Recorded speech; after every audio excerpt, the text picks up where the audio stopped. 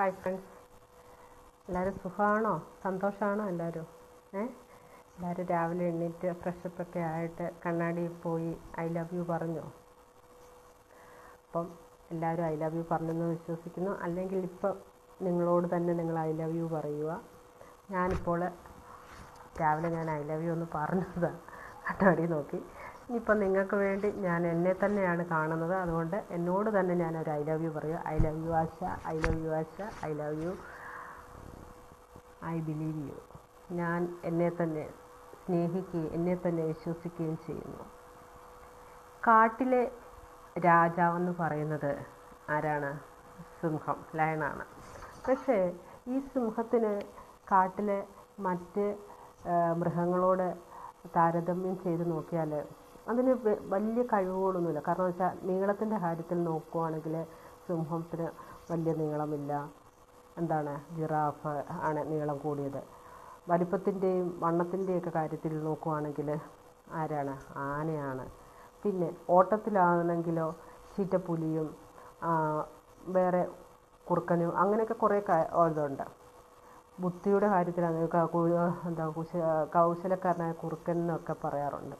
അപ്പം പല രീതിയിൽ നോക്കിയാൽ സിംഹത്തിനെ കമ്പയർ ചെയ്യാനായിട്ട് ഒന്നും തന്നെ ഇല്ലെന്ന് പറയാം. പക്ഷേ സിംഹം എന്തുകൊണ്ട് കാട്ടിലെ രാജാവായെന്ന് പറയുന്നത് ആരെങ്കിലും വോട്ട് ചെയ്തെടുത്തയാണോ? അല്ല, സിംഹം തന്നെ ഞാനാണെന്ന് രാജാവെന്ന് പ്രഖ്യാപിച്ചു. അങ്ങനെയാണ് നമ്മൾ പഠിച്ചിരിക്കുന്നത്, അല്ലേ? കാരണം എന്ന് വെച്ചാൽ സിംഹത്തിൻ്റെ ആറ്റിറ്റ്യൂഡ്, അതിൻ്റെ കാഴ്ചപ്പാട്, എനിക്ക് പറ്റും. നമുക്ക് പലർക്കും ഇതാണ്. നമ്മൾ വിചാരിക്കുന്നത് എന്താണ്? നമുക്ക് പറ്റുകയില്ല, നമുക്ക് നീളമില്ല, അല്ലെ ഹൈറ്റില്ല, പിന്നെ വണ്ണമില്ല, അല്ലെ സൗന്ദര്യമില്ല, അല്ലെ വിദ്യാഭ്യാസമില്ല, അല്ലെ മറ്റുള്ളവരുടെ മുമ്പിൽ പോയി നിന്നൊന്ന് സംസാരിക്കാനുള്ള ഒരു കഴിവില്ല. നമ്മൾ നമ്മളെ തന്നെ അങ്ങ് താഴ്ത്തി കെട്ടുകയാണ്, അല്ലേ? അതാണ് നമ്മളിലുള്ള ഒരു പ്രശ്നമെന്ന് പറയുന്നത്. നമ്മൾ മറ്റുള്ളവരെ ഞാനൊന്നുമല്ല, എനിക്കൊന്നും അറിയില്ല, എനിക്കൊന്നും പറ്റുകയില്ല എന്ന് നമ്മൾ നമ്മളെ തന്നെ ഡൗൺ ആക്കുകയാണ്. പക്ഷേ ഈ വിജയിക്കുന്നവരൊക്കെ എന്താണ്? നിങ്ങളൊന്ന് ചിന്തിച്ച് നോക്കിയോ. ഒത്തിരി വിജയിക്കുന്നവരുടെ കാര്യങ്ങളൊന്ന് എടുത്ത് നമ്മൾ അവരുടെ ഹിസ്റ്ററി നമുക്കറിയാം. അവർ ചിലപ്പോഴൊക്കെ ഒരു വിദ്യാഭ്യാസം ഇല്ലാത്തവരായിരിക്കും. ഹൈ ലെവലിൽ വിദ്യാഭ്യാസ രംഗത്തല്ല, അവർ പിന്നെ ബിസിനസ് രംഗത്തായാലും മറ്റെല്ലാ രീതിയിലും ഹൈ ലെവലിലെത്തുന്നത്. ഇന്ന് വളരെ സമ്പന്നരായിരിക്കുന്നവരൊക്കെ ഒരു കാലത്ത് അവർ ഒത്തിരി കഷ്ടപ്പെട്ടവരാണ്. അവരൊത്തിരി കഷ്ടപ്പെട്ട് വിദേശ രാജ്യങ്ങളിൽ പോയി അവിടെ പിന്നെ ചെറിയ ചെറിയ വേല ചെയ്ത് വലിയ ഉയരങ്ങളിലെത്തിയതാണ്. അവരെ ഒക്കെയാണ് സിംഹത്തിനോട് നമുക്ക് താരതമ്യം ചെയ്യാൻ പറ്റുന്നത്. കാരണം എന്ന് വെച്ചാൽ ആ ആറ്റിറ്റ്യൂഡ്, എനിക്കെല്ലാം കഴിയും. അപ്പം ആന വന്ന് സിംഹത്തിൻ്റെ അടുക്ക് വന്ന് നിൽക്കുമ്പോൾ ആനയുടെ വിചാരം എന്താണ്? ഇവൻ എന്നെ കഴിക്കാൻ വരും. സിംഹം എന്താണ്? ഇതെൻ്റെ ഇരയാണ്, ഇവനെ ഞാൻ എത്ര വലിപ്പം ഉണ്ടായാലും ഇവനെ ഞാൻ വെല്ലുവിളിക്കും, ഇവനെ ഞാൻ പിന്നെ കടിച്ച് പറിക്കുമെന്നുള്ള ഒരു സിംഹത്തിൻ്റെ ഒരു പിന്നെ ധൈര്യം. ആന എന്താണ്? ആനയ്ക്ക് ഭയങ്കര വലിപ്പമൊക്കെ ഉണ്ട്, പക്ഷെ ആനയ്ക്ക് വലിയ തടിയും വലിപ്പവും, ആന ഒന്ന് തൂത്തെറിയാനേ ഉള്ളൂ. പക്ഷെ ആനയുടെ വിചാരം എന്താ? ഇവന് എന്നെ കഴിക്കും. കാരണം വെച്ചാൽ അവിടെ ചെറുപ്പവും വലിപ്പവും ഇല്ല. ആ ആറ്റിറ്റ്യൂഡ്, അതായത് മനസ്സിൻ്റെ ശക്തി, മനസ്സിൻ്റെ മനക്കട്ടി, അല്ലെ നമ്മളെപ്പറ്റി ചിന്തിച്ചിരിക്കുന്ന പോസിറ്റീവ് എനർജി, അതാണ് ഒരു മനുഷ്യനെ ധൈര്യപ്പെടുത്തുന്നത്. നമുക്ക് സങ്കടങ്ങളുണ്ട്, ഈ പറയുന്ന എനിക്ക് സങ്കടങ്ങളുണ്ട്, രോഗങ്ങളുണ്ട്, ദുഃഖങ്ങളുണ്ട്, എല്ലാം ഉണ്ട്. നമുക്ക് സാമ്പത്തിക തകർച്ച വരും, വിദ്യാഭ്യാസ രംഗത്ത് നമുക്ക് ഫെയിലിയർ വരും. പക്ഷേ ഇന്നത്തെ സമൂഹത്തിൽ കണ്ടുവരുന്നത് കുഞ്ഞുങ്ങൾ ഒരു സബ്ജക്റ്റിൽ ആരെയും തോൽപ്പിക്കത്തില്ല. പണ്ടത്തെ രീതിയാണെങ്കിൽ സ്കൂളുകളിൽ ചെറിയ ക്ലാസ് തൊട്ടേ തോൽപ്പിക്കുമായിരുന്നു. Government സ്കൂളിലായാലും private സ്കൂളുകളിലായാലും. പണ്ട് നമ്മൾ ചിന്തിച്ച് നോക്കിയാൽ നമ്മുടെയൊക്കെ ഒരു 80s 90s എത്ര വെട്ടം 10th എഴുതി പാസ്സായവരുണ്ട്. ഇന്നൊക്കെ അവരെത്ര വലിയ വലിയ ഉയരങ്ങളിൽ ഇരിക്കുന്നവരുണ്ടെന്നറിയുമോ? ഇന്ന് വലിയ വലിയ ഉയരങ്ങളിൽ ഇരിക്കുന്നവരൊക്കെ അന്നൊക്കെ തോറ്റ് പഠിച്ചവരാ. പക്ഷേ അവരാരും ഉണ്ടല്ലോ പോയി ആത്മഹത്യ ചെയ്തില്ല, അവരാരും പുറമോട്ട് മാറിയില്ല. ഞങ്ങളുടെയൊക്കെ കാലത്ത് എത്ര വട്ടം തോറ്റാലും ബെഞ്ച് ഒടിയുന്നിടം വരെ ഇരുന്നാലും സാറുമാരെത്ര ചീത്ത വിളിച്ചാലും എത്ര കളിയാക്കിയാലും നെവർ മൈൻഡ്. അവർ പിന്നെയും സന്തോഷിച്ച് അവർ പഠിക്കാൻ വേണ്ടിയാണ് ഈ കളിയാക്കുന്നത്. എടാ നീ വിരുന്നിരുന്നാൽ ബെഞ്ച് ഒടിയോടല്ലേ, ബെഞ്ച് ഒടിയോടി ഒന്ന് ജയിച്ചുകൂടെ എന്ന് പറയുന്നതെന്ന് വെച്ചാൽ അവർ പഠിക്കാൻ വേണ്ടി അവർക്ക് കൊടുക്കുക. അപ്പോൾ എന്താ, നാണക്കേട് കിട്ടുമ്പോൾ മറ്റുള്ളവരുടെ മുമ്പിൽ നാണക്കേട് കിട്ടുമ്പോൾ അവരെങ്ങനെയെങ്കിലും പഠിക്കുമെന്ന് വെച്ചാൽ വിചാരിച്ചാൽ ഈ സാറുമാർ പറയുന്നത്. പക്ഷേ ഇപ്പോഴത്തെ അന്ന് ആരും പോയി ആത്മഹത്യ ചെയ്യാറില്ല. 5ഉം 6ഉം ഒക്കെ വട്ടം ഒന്ന് 10th എഴുതിയിട്ട് വേണം ഒരു 210 മാർക്ക്, വെറും 210 മാർക്ക് വാങ്ങാൻ, 210 അന്നത്തെ കാലത്ത് മാർക്ക് വാങ്ങാൻ കഷ്ടപ്പെട്ടിട്ടുണ്ട്. എല്ലാ വിഷയത്തിനും 18% എങ്കിലും 18 മിനിമം 18ആണെന്ന് തോന്നുന്നു അന്ന് വേണം, എങ്കിൽ മാത്രമേ നമുക്ക് ജയിക്കാൻ പറ്റൂ. അന്ന് മോഡറേഷനും ഇല്ല, ഒന്നുമില്ല. ഇന്ന് എന്തുവാ എല്ലാവരെയും ജയിപ്പിച്ച് കയറ്റി വിടുമായിരുന്നു. ഇന്നെന്ന് വെച്ചാൽ കുഞ്ഞുങ്ങൾക്ക് എല്ലാ സുഖ സൗകര്യങ്ങളും ഗവൺമെൻറ് ആയാലും മാതാപിതാക്കളായാലും നമ്മൾ തന്നെ നമ്മുടെ കുഞ്ഞുങ്ങളെ വഷളാക്കുന്നത് എല്ലാം കൊടുക്കുകയാണ്. കാരണം എന്ന് വെച്ചാൽ അവർ ഒരു പെൻസിൽ ചോദിച്ചാൽ ഒരു 10 പെൻസിൽ വാങ്ങിച്ചു അവർക്ക് കൊണ്ടു കൊടുക്കും. ഒരു ബോക്സ് പറഞ്ഞാൽ 10 ബോക്സ് വാങ്ങിച്ചു. ഒരു പണ്ടത്തെയൊക്കെ കാലത്ത് നമ്മൾ പെൻസിൽ എഴുതി എഴുതി എഴുതി അതിൻ്റെ എന്താ അതിനൊരു പേര് പറയാമായിരുന്നു, എന്താ ആട്ടിൻപുഴുക്കയോ, അത്ര വരെ ആക്കുമായിരുന്നു പെൻസിൽ. നമ്മുടെ കൈ ഇവിടെ ഇങ്ങനെ ഒരയും, അതേപോലെ ആക്കിയാലേ വേറൊരു പെൻസിൽ നമ്മുടെ പേരൻസ് വാങ്ങിച്ചു തരും. പേടിയാണ്. ഒരു പെൻസിൽ കൊണ്ടുപോയി കളഞ്ഞാൽ പിന്നെ പെൻസിലില്ല. പിന്നെ നമ്മൾ ഫ്രണ്ട്സിൻ്റെ ഇടയ്ക്ക് ഉണ്ട്, ഇടാ ഒരു പെൻസിലിനോ അല്ല ഒരു പെൻസിലിനോട്ടൊന്ന് തരുമോ. നമ്മൾ പേന കൊണ്ട് കളഞ്ഞാലും പേനയുടെ റീഫില്ലർ വെച്ച് നമ്മൾ ഞാനൊക്കെ എഴുതിയിട്ടുണ്ട് കേട്ടോ, എഴുതിയിട്ടുണ്ട്. അപ്പോൾ ആ ഒരവസ്ഥയിൽ നമ്മൾ ജീവിച്ചപ്പോൾ നമ്മുടെ കുഞ്ഞുങ്ങൾക്ക് ഈ പറയുന്ന നമ്മളെല്ലാ സുഖങ്ങളും കൊടുത്താണ് ജീവിക്കുന്നത്. അന്ന് ഞാനൊക്കെ ഒരു ഓട്ടം ഓടിയാൽ താഴെ പോയി കിടക്കുന്ന രീതിയിൽ ഓടിയിട്ടുണ്ട്. അത്ര ഏറ്റത്തുനിന്ന് താഴോട്ട് ഓടുമ്പം അവിടെ ഉള്ളവരൊക്കെ അടുത്തുള്ളവരൊക്കെ പറയും, എൻ്റെ കൊച്ചേ നീ താഴെ പോയി വീഴുമെന്ന് പറയും. കാരണം വെച്ചാൽ ഏറ്റവും ഇറക്കമുള്ള റോഡുകളാണ് നമ്മൾ ഓടുന്നത്. ആ ഒരു ബസ് പോയി കഴിഞ്ഞാൽ നമ്മൾ സമയത്തിന് സ്കൂളിലെത്താൻ പറ്റുകയില്ല. പക്ഷെ അതൊക്കെ അപേക്ഷിച്ച് ഇപ്പോഴത്തെ മക്കൾക്ക് വീടുകളിൽ വന്ന് വീടിൻ്റെ വാതിൽക്ക് വന്ന് സ്കൂൾ ബസ് കൊണ്ടുവരും. എല്ലാ സുഖ സൗകര്യങ്ങളും നമ്മുടെ മക്കൾക്ക് നമ്മൾ ഒരുക്കി കൊടുത്തിട്ടുണ്ട്. പക്ഷേ അവർക്ക് എന്താണ് പിടിച്ചു നിർത്താൻ കഴിയുക. എന്തെങ്കിലും ഒരു ചെറിയ ആരെങ്കിലും ഒന്ന് കളിയാക്കിയാൽ മതി, അല്ലെ എവിടെയെങ്കിലും ഒരു പാളിച്ച, മൊബൈൽ കൊടുത്തില്ലെങ്കിൽ ഉടനെ പോയി മരിക്കുക, അല്ലെങ്കിൽ എന്ത് മാതാപിതാക്കൾ വഴക്ക് പറഞ്ഞാൽ വഴിക്കുക. ഇപ്പോൾ സ്കൂളിൽ അടിക്കാൻ പാടില്ല, മാതാപിതാക്കൾ അടിക്കാൻ പാടില്ല. അങ്ങനെ ഒരു തലമുറയാണ് ഇപ്പം നമ്മൾ വാർത്തെടുത്തേക്കുന്നത്. അപ്പം നമ്മളെന്താണ് ഈ സിംഹത്തെ പോലെ അങ്ങ് സിംഹത്തെ കാണുമ്പം ആനയും മറ്റ് മൃഗങ്ങളും ആ സിംഹത്തിനേക്കായി ശക്തിയുള്ള പല മൃഗങ്ങളും ഓടി ഒളിക്കുന്നത് എന്തുകൊണ്ടാണ്? സിംഹം വലുതായിട്ടൊന്നുമല്ല, തടിമിടുക്കുള്ളത് കൊണ്ടുമല്ല. പക്ഷെ സിംഹത്തിൻ്റെ ഒരു ആറ്റിറ്റ്യൂഡ്,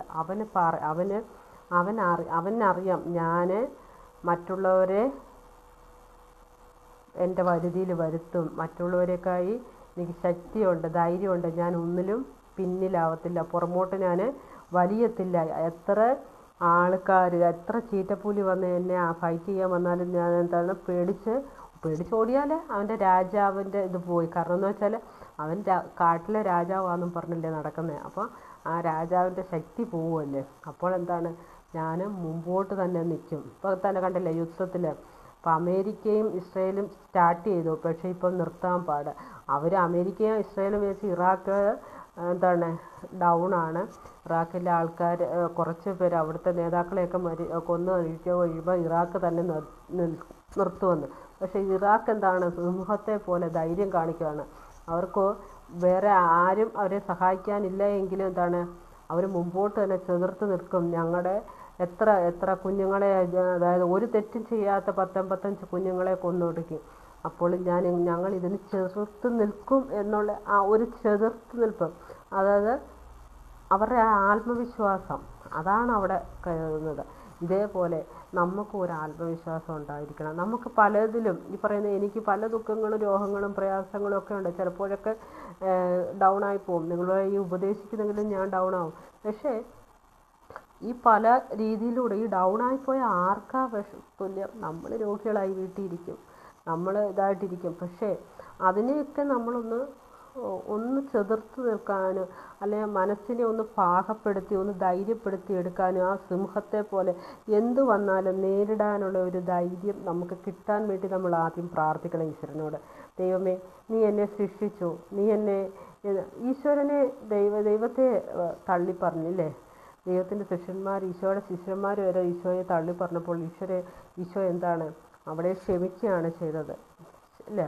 അപ്പോൾ നമുക്ക് പല ദുരിതങ്ങളും ദുഃഖങ്ങളും പീഡനങ്ങളും ഒക്കെ വരും. അപ്പോൾ അതിനെല്ലാം ദൈവമേ എനിക്ക് ഇത് സഹിക്കാനുള്ള ശക്തി തരണമേ എന്ന് പ്രാർത്ഥിക്കണം.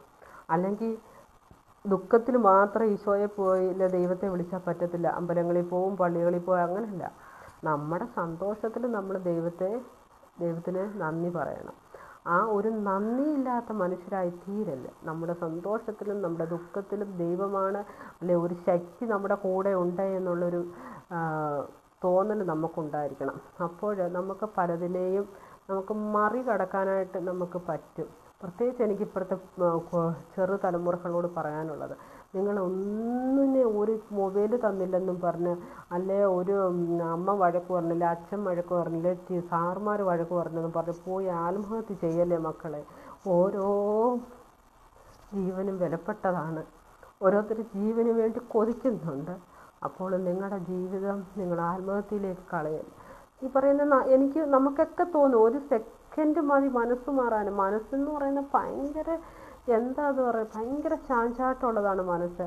നമ്മുടെ അവയവത്തിൽ ഏറ്റവും വലിയ ഡേഞ്ചറസ് ആയിട്ടുള്ള ഒരു സാധനം മനസ്സാണ്. ഭയങ്കര ചാഞ്ചാട്ടം എന്ന് പറയും.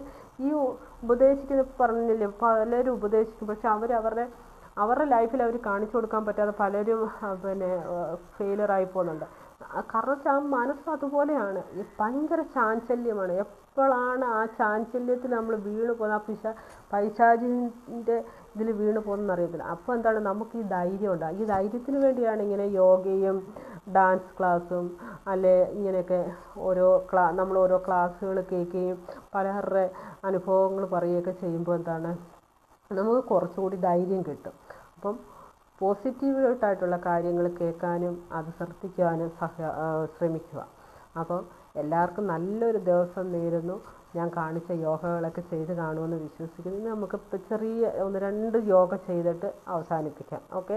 അന്നേരം ആദ്യം നിങ്ങളെല്ലാവരും മൗനമായിട്ട് ഈശ്വരനോട് പ്രാർത്ഥിക്കുക. ദൈവമേ, എല്ലാ നന്മകളും തരണം. ഇന്ന് ഈ ഭൂമിയിൽ നിന്നും ഞങ്ങൾ ഈ ഒരു പ്രഭാതം കാണാതെ പോയവരുണ്ട്. ഞങ്ങൾക്ക് ഈ പ്രഭാതം കാണാൻ തന്ന ഈ നിമിഷം, അടുത്ത നിമിഷം നമുക്കുള്ള ഈ നിമിഷത്തിന് വേണ്ടി ദൈവത്തിനോട് നന്ദി പറയുക. നമ്മുടെ ദുഃഖത്തിലും സന്തോഷത്തിലും സങ്കടത്തിലും എല്ലാത്തിലും ദൈവത്തോട് നന്ദി പറയുക. ഇതെല്ലാം നമുക്ക് തരുന്ന ഒരു ശക്തി ഈ ഭൂമിയിലുണ്ടെന്ന് നമ്മൾ വിശ്വസിക്കുന്നു. അത് ആരായാലും, ഏത് ദൈവമായാലും, അള്ളാഹു ആയാലും, ഈശ്വരന് യേശുക്രിസ്തു ആയാലും, ഈശ്വരന്മാർ ഏതായാലും അതൊന്നാണെന്ന് നമ്മൾ വിശ്വസിക്കുന്നു. ഒരു ശക്തി, ഈ പ്രപഞ്ചം നിലനിൽക്കുന്നത് തന്നെ ഒരു ശക്തിയിലാണ്.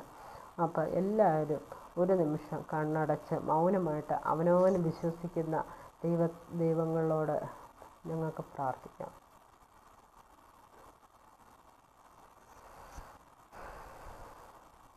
അപ്പോൾ ഡീപ്പ് ബ്രീത്ത് ഒന്നെടുത്ത് എല്ലാവരും ഒരു ഡീപ്പ്, ഞാനിപ്പോൾ ഇരുന്നാണ് ചെയ്യുന്നത്. അപ്പോൾ ഈ കൂടുതൽ ഞാൻ ഇരുന്ന് ചെയ്യുന്നതെന്ന് വെച്ചാൽ കിടപ്പ് രോഗികളുണ്ട്, ഇരിക്കുന്നവരുണ്ട്, കൂടുതൽ നിൽക്കാൻ പറ്റാത്തവരൊക്കെ ഉണ്ട്, അസ്ഥിക്കും ജോയിൻസിനും ഒക്കെ വേദനയുള്ളവരൊക്കെ. അപ്പോൾ അങ്ങനെയുള്ളവർക്ക് വേണ്ടി ഇരുന്നായാലും നമുക്ക് യോഗ ചെയ്യാം എന്നതിന് ഒരു എക്സാമ്പിളായിട്ടാണ് ഞാനിപ്പോൾ ഇരുന്ന് യോഗ ചെയ്യുന്നത്. അപ്പം ബ്രീത്തിങ് എക്സർസൈസൊക്കെ നിങ്ങൾ ചെയ്ത് കാണുമെന്ന് വിശ്വസിക്കുന്നു. ഫേസ് യോഗാസ്, അതായത് ഫേഷ്യൽ യോഗ എന്ന് പറയും. നമ്മുടെ ഫേസിനകത്ത് നമ്മുടെ മുഖത്തെ പേശികൾക്കെല്ലാം ബലവും അല്ലെങ്കിൽ ബ്ലഡ് ഓട്ടവും കിട്ടാൻ വേണ്ടിയുള്ള യോഗാസനങ്ങളൊക്കെയാണ് നമ്മൾ 2 ദിവസം ചെയ്തത്. അത് എൻ്റെ വീഡിയോ കണ്ട് റിപ്പീറ്റ് ചെയ്യുവാൻ നോക്കുക. ഡെയിലി അത് ചെയ്യുവാൻ നോക്കുക. ഇന്ന് നമുക്ക് നമ്മുടെ ഈ കഴുത്തിൻ്റെ ഭാഗം, ഈ കഴുത്തും ഈ ഷോൾഡർ ഭാഗത്തിൻ്റെ യോഗ ഒന്ന് ചെയ്ത് നോക്കാം. കഴുത്ത് സ്പോണ്ടലിയോസിസ് എന്ന് പറയുന്നത്, അതായത് നമ്മുടെ സ്പൈൻ തുടങ്ങുന്നത് തന്നെ നമ്മുടെ കഴുത്തിൻ്റെ ഈ ബാക്ക് തൊട്ടാണ് നമ്മുടെ സ്പൈൻ. അതൊരു സ്പോണ്ടലിയോസിസ് എന്ന് പറയുന്ന രോഗം ഇപ്പോൾ എല്ലാവർക്കും ഉണ്ട്. ഒന്നാമത്തെ കാര്യം ഇങ്ങനെയുള്ള ഒരു ഇരുത്ത, എപ്പോഴും ഓഫീസിലുള്ള ഇരുത്ത, അങ്ങനെ. പിന്നെ നമുക്ക് പണ്ടത്തെ പോലെ ആട്ടുകല്ലില്ല, അരകല്ലില്ല അരയ്ക്കാനോ അങ്ങനെയുള്ള. അങ്ങനെ ഇപ്പോൾ എന്താ ഈ ഭാഗത്തിനൊന്നും വലിയ എക്സർസൈസ് ചെയ്തില്ല. ഈ മൊബൈലിനകത്ത് ഈ വിരലുകൾക്കുള്ള ഇതേ ഉള്ളൂ. അപ്പോൾ എന്താണ്, നമ്മുടെ ഈ സ്പോണ്ടലോസിസ് ഈ കഴുത്തിൻ്റെ ഭാഗത്തുള്ള വേദന താഴോട്ട് പോവുകയും ഈ സൈഡിലൊക്കെ വേദന അനുഭവിക്കുകയും ചെയ്യുന്നുണ്ട്. അപ്പോൾ നമുക്ക് അതിന് വേണ്ടിയുള്ള ഒരു യോഗ നമുക്കിന്ന് നോക്കാം. അന്നേരം ഫസ്റ്റ് ചെയ്യേണ്ടത് ബ്രീത്ത് നല്ല ബ്രീത്ത് എടുത്ത് മേപ്പോട്ട് നമ്മൾ കഴുത്തിങ്ങനെ മേപ്പോട്ടാക്കണം. കണ്ണ് ഇങ്ങനെ മേപ്പോട്ട് കൊണ്ടുപോകണം. അപ്പോൾ കണ്ണിൻ്റെ ഒരു എക്സർസൈസാണത്. കൂടുതൽ നേരം മൊബൈലിൽ കമ്പ്യൂട്ടറിലൊക്കെ നോക്കിയിരിക്കുന്നത് നമുക്ക് കണ്ണിനും കൊടുക്കാവുന്ന ഒരു എക്സർസൈസാണ്. അന്നേരം നല്ല ബ്രീത്ത് എടുക്കുക. ടേക്ക് എ ഡീപ്പ് ബ്രീത്ത്, നല്ല മാതിരി ബ്രീത്ത്. അത് ആ ശ്വാസം എടുത്ത് വലിച്ചു പിടിക്കുക. എന്നിട്ട് മുകളിലോട്ട് നോക്കുക, കണ്ണ് മുകളിലോട്ട് നോക്കുക. രണ്ട് സൈഡിലും കണ്ണ് ഇങ്ങനെ നോക്കുക, രണ്ട് side, right left right left. എന്നിട്ട് പതുക്കെ പെട്ടെന്നൊക്കെ തല ഒക്കെ ഇങ്ങനെ ആക്കിയിട്ട് പെട്ടെന്ന് നോക്കല്ല്. കാരണം എന്ന് വെച്ചാൽ ചിലർക്ക് അത് ഉളുക്ക് വീഴുകയോ അല്ലെങ്കിൽ തലകറക്കം ഉണ്ടാവുകയോ. പതുക്കൊണ്ട് തന്നെ തല എങ്ങനെയാണ് നമ്മൾ താത്ത് കൊണ്ടുവരണം. ആ വിട്ട ബ്രീത്ത് എടുത്ത ആ ബ്രീത്ത്, അതായത് ശ്വാസം പതുക്കെ താത്തുകൊണ്ട് വരണം. 1 more ടൈം ചെയ്യാം.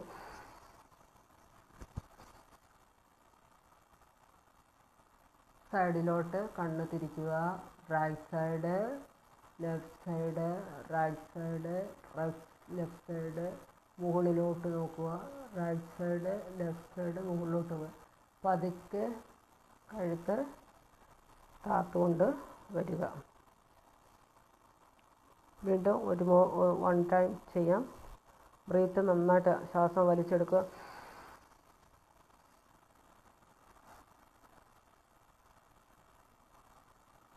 സൈഡിലോട്ട് നോക്കുക, മുകളിലോട്ട് നോക്കുക. റൈറ്റ് ലെഫ്റ്റ്, सी राइट, सी लेफ्ट, सी अप. ऊपर देखो, साइड में देखो, लेफ्ट साइड में देखो, राइट साइड में देखो. Come slowly down forward head. Okay, മനസ്സിലായല്ലോ? ഇത് ഇങ്ങനെ ചെയ്യും. ഇനി അടുത്തതെന്ന് വെച്ചാൽ 2 സൈഡിലോട്ട് നമ്മുടെ കഴുത്ത് തിരിക്കുക. അപ്പോൾ തന്നെ നമുക്കിവിടെ ഒരു നല്ലൊരു ഇത് കിട്ടിയിട്ടുണ്ട് അല്ലേ? ഒരു നല്ല ഒരു ഫീലിങ്സ് ഇവിടെ വരും. ഇനി എന്താണ്, സൈഡിലോട്ട് നമ്മുടെ ഷോൾഡർ തിരിക്കുക. ഫസ്റ്റ് റൈറ്റ് സൈഡിലോട്ട് തിരിക്കുക. ആ കണ്ണും അതുപോലെ തന്നെ പോകണം. കണ്ണിൻ്റെയും കൂടെ ഉള്ള എക്സർസൈസാണ്. കണ്ണ് വേണമെങ്കിൽ നമുക്ക് ഇങ്ങനെ ഒന്ന് ഓപ്പണാക്കി ഇങ്ങനെ ഉയർത്തി ഇങ്ങനെ ഓപ്പണാക്കി വെക്കാം. പിന്നെ അതേപോലെ തന്നെ പതുക്കെ നമ്മുടെ സ്റ്റാൻഡിങ് പൊസിഷനിൽ വെക്കുക. എഗെയിൻ ലെഫ്റ്റിലോട്ട് തിരിക്കുക. കഴുത്ത് നന്നായിട്ട് വേണമെങ്കിൽ ഉയർത്തി ഇങ്ങനെ നോക്കുക. ആ ലെഫ്റ്റിലുള്ള എല്ലാ സൈഡിലും ഇങ്ങനെ കണ്ണ് ഓടിക്കുക. ഇങ്ങനെ റൗണ്ടിൽ കണ്ണ് ഓടിക്കുക. കണ്ണിന് താഴെയും മുകളിലും എല്ലാം റൗണ്ട് ഓടിക്കുക. ഓക്കെ, ऊपर इधर नीचे साइड में देखो, राउंड करो. आइस पूरा राउंड करो. Rotate your eyes up down side view and left right up down. Then come back to our same position. ഇങ്ങനെ 2 സൈഡും മുകളിലുമായിട്ട് നമുക്ക് ഒരു വട്ടം ഒന്ന് ചെയ്ത് നോക്കാം. Take a deep breath. Take a ശ്വാസം നന്നായിട്ട് വലിച്ചെടുക്കുക. വയറ്റിന്ന് ശ്വാസം വരണം. മുകളിലേക്ക് കഴുത്ത് കൊണ്ടുപോവുക. ആ साइड में देखो, और फेस Don't move face.